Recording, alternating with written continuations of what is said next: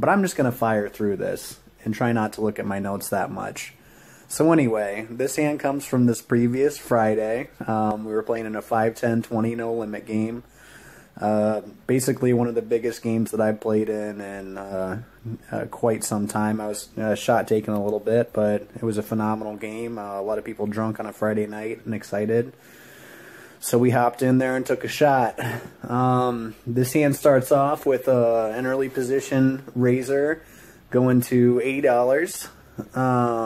We have folds around to the cutoff, who calls the 80 bucks. And we look down on the button at 7/8. At this point in the hand, we're about 2,800 effective. So we have 2,800 bucks, and there's some rich guys in this game that have way, way more than that.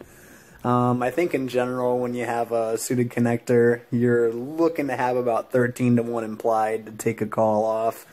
In this situation, we're getting about 36-to-1 with the roughly 2,700 behind from either one of the players and also the 2-to-1 that we have on our initial 80, and I guess not counting the blinds. So anyway, playable hand, we're on the button, we're deep, we're taking a flop. The flop comes down, magic buttons up here, 9-8-6 with 1 diamond. Pretty decent flop for our hand. Pre-flop player, raiser, leads into us for 300 bucks. We get a call from the cutoff, and basically we're going to go ahead and call this hand. We got a backdoor diamond, draw, 1 pair, open-ender, and once again, you can't argue the value of position. So since we're in position in this hand, I don't mind the call. So we go 3 ways to the turn, which is going to end up being a 4 of diamonds. Spectacular card for our hand, picking up the backdoor flush draw, and once again, like I said, it's tough to make a pair and hold them, and we're probably not good at this point, but we just picked up a ton of equity, and this is going to be a hand that we're going to look to be playing aggressively in most situations here. Early position goes ahead and checks, relatively tight player, and our cutoff checks as well, who's got a pretty loose range.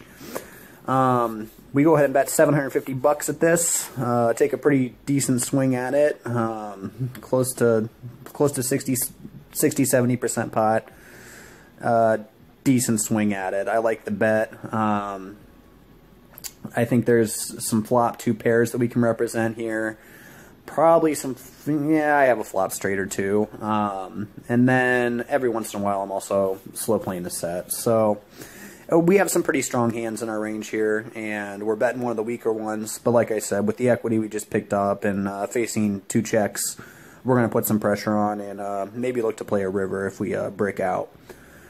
But as it turns out, after we get 2 calls on the turn, we go ahead and hit a 5 of diamonds on the river, which is basically the biggest chin card of all time.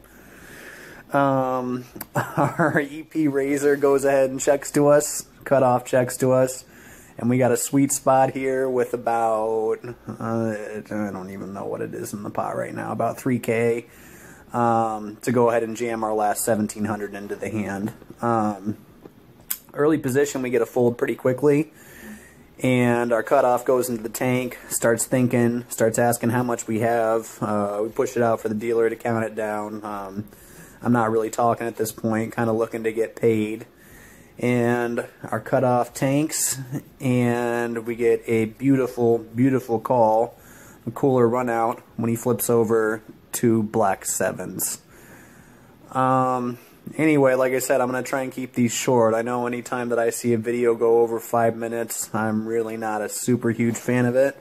So we're going to cut it off before 6, but this is our first hand that we coolered somebody big in a 5-10-20, increase our bankroll, and yeah, take the cooler and put some money in the vault. Alright guys, have a wonderful day. I'm going to peace out on this one.